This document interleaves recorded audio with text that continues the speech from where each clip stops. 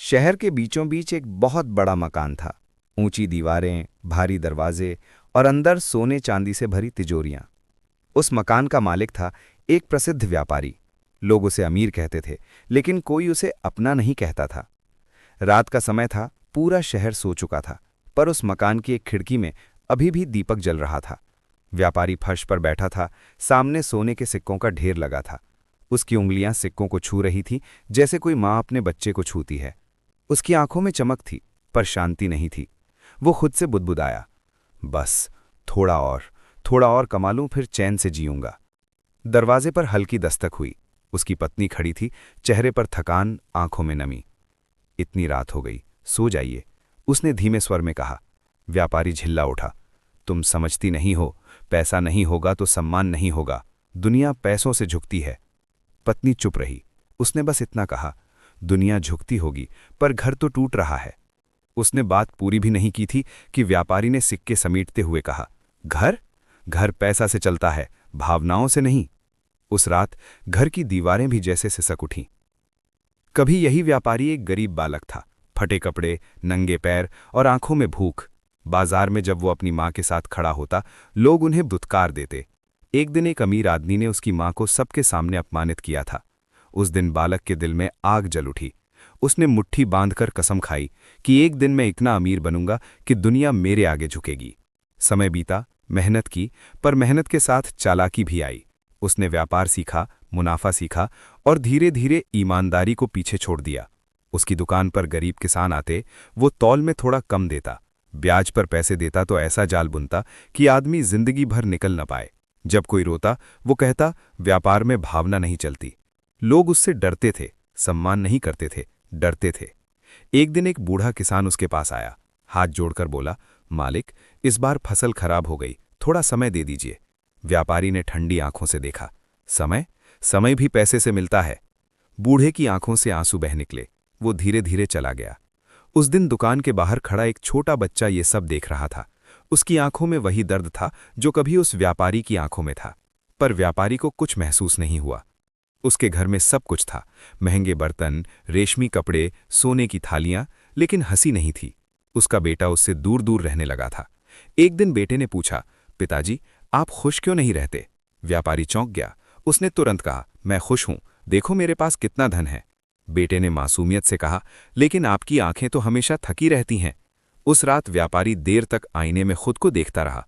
सच में उसकी आंखों में थकान थी, जैसे वो लगातार किसी दौड़ में भाग रहा हो और मंजिल दिखी नहीं रही हो। दिन बीतते गए, धन बढ़ता गया, पर बेचैनी भी बढ़ती गई। रात को वो करवटें बदलता, उठकर तिजोरी खोलता, सिक्कों की खनक सुनता। कुछ पल के लिए उसे सुकून मिलता, फिर वही खालीपन। एक दिन बाजार में खबर फैली कि नगर में एक महात्मा आए हैं। लोग कहते हैं उनके पास बैठते ही मन को शांति मिलती है। लोग उनके बारे में श्रद्धा से बात कर रहे थे। कोई कहता उनकी आंखों में करुणा है, कोई कहता वो बस मौन रहते हैं और मन शांत हो जाता है। व्यापारी ने सुना, वो हंस पड़ा। शांति शांति बिकती कितने में है? उसने व्यंग से कहा। पर उसी रात जब वो फिर सिक्कों के बीच बैठा था, अचानक उसे लगा जैसे कमरे में बहुत शोर है। सिक्कों की खनक अब मधुर नहीं, भारी लग रही थी। उसने कान बंद कर लिए, पर शोर भीतर से आ रहा था। उसने खुद से पूछा, इतना धन है, फिर भी दिल क्यों कांप रहा है? उसी समय बाहर से एक आवाज आई। कोई भिखारी गा रहा था, जिसे संतोष मिला वही सच्चा धनी। व्यापारी तिलमिला उठा। उसने सेवक को आदेश दिया, उसे यहां से भगाओ। भिखारी चला गया, पर उसका गीत हवा में रह गया। अगले दिन व्यापारी बाजार से गुजर रहा था। उसने देखा वही बूढ़ा किसान सड़क किनारे बैठा है, चेहरा सूखा, आंखें बुझी हुई। उसके पास वही छोटा बच्चा बैठा था। बच्चे ने व्यापारी को देखा। उसकी नजरों में सवाल था, क्या पैसा इंसान से बड़ा है? व्यापारी ने नजरें फेर लीं, पर पहली बार उसके कदम भारी हो गए। शाम को उसने सुना कि वही महात्मा नगर के बाहर पीपल के पेड़ के नीचे बैठे हैं। सैकड़ों लोग उनके पास जा रहे हैं, कुछ रोते हुए लौटते हैं, कुछ मुस्कुराते हुए। व्यापारी के मन में अजीब सी हलचल हुई।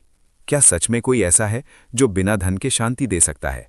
उसने खुद को समझाया, ये सब भ्रम है। शांति मेहनत से मिलती है और मेहनत का फल है धन। लेकिन दिल मान नहीं रहा था। रात गहराती गई, दीपक की लौ कांप रही थी। व्यापारी ने तिजोरी बंद की। पहली बार उसने सिक्कों को छुए बिना आंखें बंद की, पर आंखें बंद करते ही उसे बूढ़े किसान का चेहरा दिखा, बेटे की मासूम आंखें दिखीं, पत्नी की नमी दिखी और वो गीत गूंजा, संतोष ही सच्चा धन। उसका दिल जोर से धड़कने लगा। अचानक उसे लगा जैसे वो बहुत ऊंची इमारत पर खड़ा है। नीचे सब कुछ है, धन, वैभव, प्रतिष्ठा, लेकिन उसके पैरों के नीचे जमीन नहीं है। वो घबराकर उठ बैठा। सुबह होने वाली थी। सूरज की पहली किरण खिड़की से भीतर आई। व्यापारी ने लंबे समय बाद बाहर झांका। लोग उसी दिशा में जा रहे थे जहां वो महात्मा बैठे थे। उसने गहरी सांस ली। उसके भीतर दो आवाजें लड़ रही थीं। एक कह रही थी, तुम अमीर हो, तुम्हें किसी की जरूरत नहीं। दूसरी कह रही थी, अगर तुम सच में अमीर हो तो ये खालीपन क्यों है। उसने अपने कदम दरवाजे की ओर बढ़ाए, फिर रुक गया। कहानी यहीं ठहरती है। दरवाजा खुलने वाला है। अहंकार और सत्य आमने सामने आने वाले हैं। क्या वो सच की ओर कदम बढ़ाएगा या फिर सोने की चमक उसे वापस खींच लेगी? अगले भाग में लालच पहली बार सत्य से टकराएगा। सुबह की हवा में एक अजीब सी शांति थी। नगर के बाहर पीपल का विशाल वृक्ष, उसकी छाया में सैकड़ों लोग बैठे थे। कोई आंखें बंद किए, कोई हाथ जोड़कर। बीच में एक शांत चेहरा, स्थिर, गहरा, जैसे झील का पानी। व्यापारी दूर खड़ा था। उसके कदम भारी थे। मन कह रहा था, मत जाओ, तुम किसी से कम नहीं। पर दिल कह रहा था, अगर सब कुछ है तो ये बेचैनी क्यों है। वो धीरे धीरे आगे बढ़ा। भीड़ उसके लिए रास्ता छोड़ती गई। लोग उसे पहचानते थे, शहर का सबसे अमीर आदमी। पर आज उसकी चाल में घमंड नहीं, उलझन थी। वो उस शांत पुरुष के सामने आकर खड़ा हो गया। उन्होंने आंखें खोली, दृष्टि सीधी लेकिन कोमल। एक पल को व्यापारी का गला सूख गया। वो संभल कर बोला, सुना है आप शांति देते हैं। कोई उत्तर नहीं, सिर्फ मौन। मौन इतना गहना कि जैसे भीतर तक उतर जाए। व्यापारी को ये मौन असहज लगा। वो फिर बोला, मेरे पास धन है, सम्मान है, सब कुछ है, फिर भी मन शांत नहीं, क्यों? उस शांत पुरुष ने मिट्टी में पड़ी एक छोटी सी टूटी हुई मटकी की ओर इशारा किया। धीमे स्वर में कहा, इसमें पानी भरो। व्यापारी चौंका, ये तो टूटी है। उत्तर आया, फिर भी भर कर देखो। लोगों के सामने वो असमंजस में था। उसने सेवक से पानी मंगवाया, मटकी में डाला, पानी नीचे से बह गया। फिर डाला, फिर बह गया। उसके चेहरे पर झुंझलाहट आ गई। ये कभी नहीं भरेगी। शांत स्वर फिर गूंजा, जिस पात्र में छेद हो वो कभी नहीं भरता। ये शब्द हवा में नहीं, सीधे उसके भीतर गिरे। व्यापारी ने तुरंत जवाब दिया, आप कहना क्या चाहते हैं? उनकी आंखें स्थिर थीं। तुम्हारा मन उस मटकी जैसा है, जितना भी धन डालो खाली ही रहेगा। भीड़ में सन्नाटा छा गया। व्यापारी का चेहरा तमतमा उठा। आप मुझे अपमानित कर रहे हैं? मैं इस नगर का सबसे सफल व्यक्ति हूं। कोई प्रतिक्रिया नहीं, सिर्फ वही शांत दृष्टि। वो वहां से तेज कदमों से चला गया। भीड़ में फुसफुसाहट थी, पर उसे कुछ सुनाई नहीं दे रहा था। उसके कानों में बस एक वाक्य गूंज रहा था, तुम्हारा मन खाली है। घर पहुंचकर उसने खुद को काम में झोंक दिया। नए सौदे, नई योजनाएं, नए लाभ। पर आज हर सौदे के बीच उसे वही टूटी मटकी दिखती। रात आई। वो फिर तिजोरी के सामने बैठा।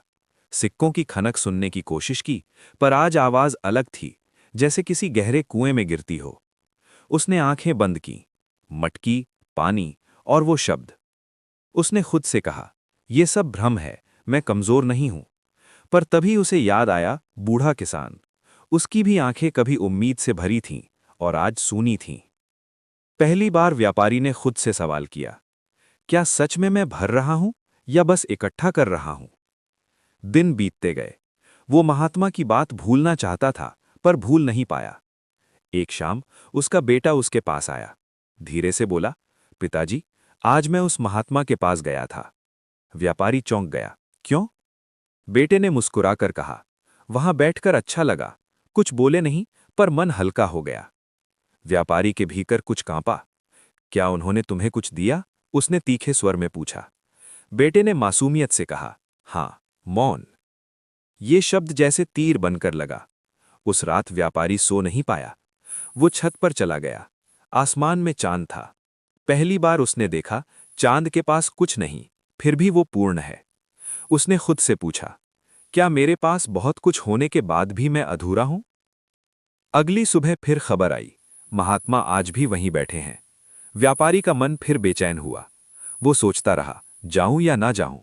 अहंकार कहता तुम्हें उनकी जरूरत नहीं, पर भीतर की आवाज कहती अगर नहीं जाओगे तो ये खालीपन बढ़ता जाएगा। आखिरकार वो फिर पीपल के वृक्ष के पास पहुंचा। इस बार भीड़ कम थी। वो सामने बैठ गया। कुछ देर तक कोई शब्द नहीं।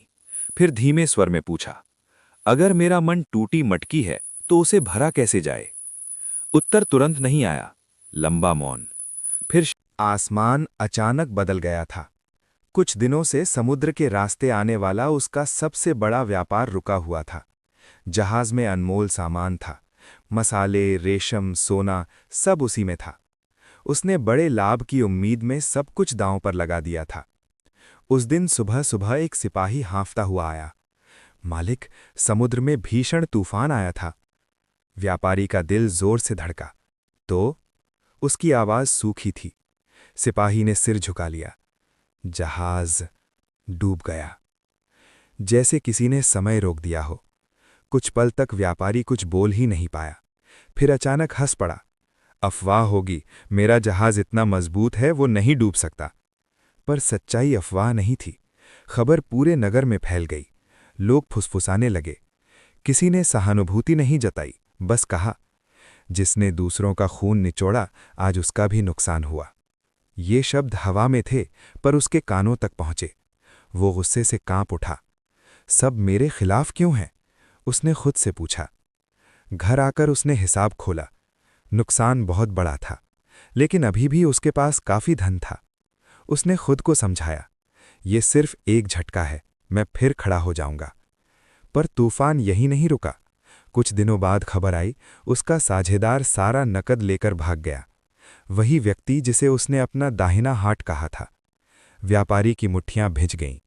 धोखा। उसके होंठ कांप रहे थे। उसे याद आया, उसने भी तो कई बार दूसरों को धोखा दिया था, पर उसने उस विचार को तुरंत झटक दिया। रात आई। तिजोरी अब भी भरी थी, लेकिन पहले जितनी नहीं। वो सिक्कों को गिनने लगा, पर इस बार हाथ कांप रहे थे। अचानक उसे लगा जैसे सिक्के ठंडे नहीं, जलते हुए हैं। हर सिक्के में किसी की आह छिपी है। उसने सिर पकड़ लिया। इसी बीच घर में और सन्नाटा बढ़ गया। उसका बेटा कई दिनों से उससे बात नहीं कर रहा था। एक शाम बेटा सामने आकर खड़ा हुआ। पिताजी, मैं शहर छोड़कर जा रहा हूं। व्यापारी चौंका। क्या? क्यों? बेटे की आंखों में दृढ़ता थी। मैं ऐसा जीवन नहीं जी सकता जहां इंसान से ज्यादा पैसा बड़ा हो। ये शब्द तीर की तरह लगे। तुम भी मुझे छोड़कर जाओगे? उसकी आवाज पहली बार कमजोर थी। बेटे ने धीरे से कहा, आपने कब पकड़ा था पिताजी, जो हम छूट रहे हैं? कमरे में सन्नाटा फैल गया। बेटा चला गया। दरवाज़ा बंद हुआ और उस आवाज ने व्यापारी के भीतर कुछ तोड़ दिया। उसने दौड़कर तिजोरी खोली, जैसे वो देखना चाहता हो कि अभी भी उसके पास कुछ है। सोना चमक रहा था, पर घर खाली था। उसे पहली बार समझ आया, धन आवाज नहीं करता, पर खालीपन बहुत शोर करता है। कुछ दिनों बाद बूढ़ा किसान फिर उसकी दुकान के सामने गिर पड़ा। बीमारी और कर्ज ने उसे तोड़ दिया था। लोग इकट्ठा हो गए। किसी ने व्यापारी की ओर देखा। अब क्या लोगे? उसकी सांसें। ये वाक्य बिजली की तरह गिरा। व्यापारी ने पहली बार उस किसान को ध्यान से देखा। वही झुकी कमर, वही कांपते हाथ और वही छोटा बच्चा। अब उसकी आंखों में डर नहीं, नफरत थी। व्यापारी का गला सूख गया। उसे लगा जैसे वो खुद आईने में देख रहा है। कभी वो भी तो ऐसा ही था, लाचार, अपमानित। वो कुछ बोलना चाहता था, पर शब्द नहीं निकले। रात को वो अकेला बैठा था। न जहाज था, न साझेदार, न बेटा, न शांति। बस दीवारें थीं और उसके भीतर गूंजती आवाज। जिस पात्र में छेद हो वो कभी नहीं भरता। अब उसे समझ आने लगा था, छेद बाहर नहीं, भीतर थे। अचानक तेज आंधी चली। मकान की खिड़की जोर से बंद हुई। दीपक बुझ गया। अंधेरे में बैठा व्यापारी कांप उठा। पहली बार उसे धन की नहीं, खुद की चिंता हुई। उसने धीमे स्वर में कहा, अगर सब कुछ चला जाए तो क्या मैं बचूंगा? आंसू उसकी आंखों से गिर पड़े, शायद वर्षों बाद। सुबह होने से पहले ही वो उठ गया। उसके कदम खुद बखुद नगर के बाहर उसी पीपल वृक्ष की ओर बढ़ने लगे। आज उसके पास सवाल नहीं, टूटन थी। वो वहां पहुंचा। वही शांत चेहरा, वही स्थिर दृष्टि। व्यापारी घुटनों पर बैठ गया। शब्द टूट रहे थे। मैं हार गया। आसमान में बादल छट रहे थे। सूरज की किरणें धीरे धीरे उतर रही थीं, पर उसकी भीतर की रात अभी बाकी थी। भाग 3 यहीं ठहरता है। सब कुछ हिल चुका है, अब बचेगा क्या? अगले भाग में टूटन से जन्म लेगा परिवर्तन। सुबह की ठंडी हवा चल रही थी। पीपल के पत्ते धीरे धीरे हिल रहे थे, जैसे प्रकृति भी मौन में कुछ कह रही हो। व्यापारी घुटनों के बल बैठा था। उसका सिर झुका हुआ, कंधे कांप रहे थे। वर्षों का अहंकार आज आंसुओं में बह रहा था। वो बोला, मेरे पास सब था, फिर भी कुछ नहीं था। अब जो थोड़ा था वो भी चला गया। क्या ये दंड है? सामने बैठे शांत पुरुष की आंखों में करुणा थी। उन्होंने कहा, दंड नहीं, दर्प का परिणाम। ये शब्द कठोर नहीं थे, पर सत्य थे। व्यापारी ने पहली बार बिना तर्क किए सुना। कुछ देर मौन रहा। फिर उन्होंने पास की मिट्टी उठाई, अपनी हथेली पर रखी। इस मिट्टी को देखो, उन्होंने कहा। जब ये गीली होती है तो आकार लेती है, जब सूख जाती है तो कठोर हो जाती है। तुम्हारा मन भी ऐसा ही है। व्यापारी ने धीरे से पूछा, तो क्या मैं अभी भी बदल सकता हूं? उत्तर आया, जब तक सांस है तब तक परिवर्तन संभव है। हवा में हल्की सी गर्माहट घुलने लगी थी। उन्होंने आगे कहा, तुम धन को पकड़कर बैठे रहे, पर धन ने तुम्हें पकड़ लिया। पकड़ छोड़ दो, तब हाथ खाली नहीं, हल्के होंगे। व्यापारी के मन में सवाल उठा, अगर मैं छोड़ दूं तो मेरे पास बचेगा क्या? उत्तर शांत था, स्वयं। ये शब्द जैसे भीतर उतर गए। कुछ देर बाद उन्होंने एक कथा सुनानी शुरू की। एक व्यक्ति रेगिस्तान में भटक रहा था। उसके पास सोने की थैली थी। वो उसे सीने से लगाकर चलता रहा। प्यास बढ़ती गई, पैर लड़खड़ाते गए, पर उसने सोना नहीं छोड़ा। आखिर वो गिर पड़ा। पास ही पानी का छोटा सा सोता था, पर उसकी मुट्ठी सोने पर इतनी कसी थी कि वो हाथ खोल ही नहीं पाया। पीपल के पत्तों की सरसराहट उस कथा को और गहरा बना रही थी। व्यापारी की आंखों में आंसू भर आए। उसे लगा जैसे वो वही व्यक्ति है। मैंने भी तो यही किया, उसने फुसफुसाकर कहा। प्यासा रहा पर सोना नहीं छोड़ा। सामने से उत्तर आया, तुम्हारी प्यास धन की नहीं थी, स्वीकृति की थी, सम्मान की थी, और सबसे अधिक संतोष की थी। व्यापारी चुप हो गया। उसने जीवन में पहली बार अपनी चाहत को पहचाना। संतोष, उसने धीरे से दोहराया। संतोष बाहर से नहीं मिलता, आवाज आई, वो भीतर से उगता है, जैसे बीज जो मिट्टी में दबे बिना अंकुरित नहीं होता। उसके मन में प्रश्न उठा, तो क्या मेरी ये टूटन वही मिट्टी है? मुस्कान आई, हाँ, टूटन ही उर्वर भूमि है। कुछ देर दोनों मौन रहे। उस मौन में शोर नहीं था, शांति थी। व्यापारी ने साहस करके कहा, मैंने लोगों को दुख दिया, मैंने लालच किया, क्या मैं उसे बदल सकता हूं? उत्तर स्पष्ट था, भूत नहीं बदलता, पर वर्तमान बदल सकता है, और वर्तमान ही भविष्य बनाता है। उसने पहली बार गहरी सांस ली, जैसे वर्षों से सीना भरा था और आज हल्का हुआ। वो उठकर जाने लगा, पर इस बार उसके कदमों में हड़बड़ी नहीं थी। बाजार से गुजरते हुए उसने देखा, वही बूढ़ा किसान दुकान के बाहर बैठा है, कमजोर पर जीवित। व्यापारी ठहर गया। लोग उसे देख रहे थे। सबको उम्मीद थी वो फिर कठोर होगा, पर इस बार उसकी आंखों में अलग चमक थी। वो धीरे से किसान के पास बैठ गया, कहा, तुम्हारा कर्ज आज से समाप्त। भीड़ में फुसफुसाहट हुई। किसान की आंखों में अविश्वास था। मालिक, सच? व्यापारी ने सिर हिलाया, हाँ, और आगे से ब्याज नहीं, साझेदारी होगी। ये कहते समय उसकी आवाज कांप रही थी, पर उसमें पहली बार करुणा थी। उस छोटे बच्चे ने उसकी ओर देखा। उसकी आंखों में अब नफरत नहीं, आश्चर्य था। व्यापारी ने महसूस किया, दिल में हल्की सी गर्माहट उठी, वही गर्माहट जो सोने से कभी नहीं मिली। उस रात उसने तिजोरी खोली, पर सिक्के गिनने के लिए नहीं, कुछ थैलियां निकाली और अलग रख दी। पत्नी ने पूछा, आज क्या सोच रहे हो? उसने धीरे से कहा, शायद मैं पहली बार जीने की सोच रहा हूं। पत्नी की आंखों में वर्षों बाद चमक आई। रात गहरी थी, पर भीतर अंधेरा नहीं था। उसने आसमान की ओर देखा। चांद वही था, पर आज उसे देखकर ईर्ष्या नहीं, शांति महसूस हुई। उसे समझ आ रहा था, धन कमाने में उसने जीवन खो दिया था। अब जीवन पाने के लिए धन साधन होगा, साध्य नहीं। सुबह होते ही वो फिर पीपल के वृक्ष के पास गया। इस बार उसके चेहरे पर कठोरता नहीं, विनम्रता थी। वो बोला, मैंने आज किसी का कर्ज माफ किया, और मुझे हल्का लगा। उत्तर आया, वही हल्कापन संतोष की पहली झलक है। हवा में एक अलग सी सुगंध थी, जैसे भीतर कोई बीज सचमुच अंकुरित हो गया हो। भाग 4 यहीं ठहरता है। बीज बोया जा चुका है, अब देखना है वो वृक्ष बनेगा या फिर से सूख जाएगा। अंतिम भाग में लालच की कहानी पूरी होगी और संतोष का अर्थ जीवन बन जाएगा। समय धीरे धीरे बदल रहा था। बाजार वही था, दुकान वही, पर व्यापारी अब वैसा नहीं था। पहले उसकी दुकान के बाहर डर खड़ा रहता था, अब वहां उम्मीद खड़ी थी। जिस बूढ़े किसान का कर्ज उसने माफ किया था, वो अब रोज सुबह मुस्कुराकर नमस्कार करता। उस छोटे बच्चे की आंखों में अब सवाल नहीं, अपनापन था। व्यापारी ने ब्याज का जाल खत्म कर दिया। कहा, अब लाभ होगा, पर न्याय के साथ। शुरू शुरू में लोग हैरान थे। कुछ ने सोचा ये दिखावा है, कुछ ने कहा देखो कितना बदल गया। पर समय ने साबित किया ये बदलाव सच्चा था। व्यापारी अब भी धन कमा रहा था, पर धन उसका स्वामी नहीं, साधन बन गया था। घर में भी परिवर्तन आया। पत्नी के चेहरे पर शांति लौट आई। एक दिन उसका बेटा भी वापस आ गया। दरवाजे पर खड़ा था, आंखों में संकोच। व्यापारी कुछ क्षण उसे देखता रहा, फिर आगे बढ़कर गले लगा लिया। मुझे माफ कर दो। उसके शब्द धीमे थे पर सच्चे थे। बेटे ने कहा, मैंने आपको कभी छोड़ा नहीं, बस आपको ढूंढने गया था। घर में पहली बार वर्षों बाद हंसी गूंजी। उस रात व्यापारी तिजोरी के सामने नहीं बैठा, वो आंगन में बैठा, परिवार के साथ। चांदनी उतर रही थी और उसके भीतर भी एक उजाला था। कुछ दिनों बाद वो फिर पीपल के वृक्ष के नीचे पहुंचा। इस बार उसके कदमों में बेचैनी नहीं, कृतज्ञता थी। वो सामने बैठा और बोला, अब मेरे पास कम है, पर मैं पहले से ज्यादा अमीर महसूस करता हूं।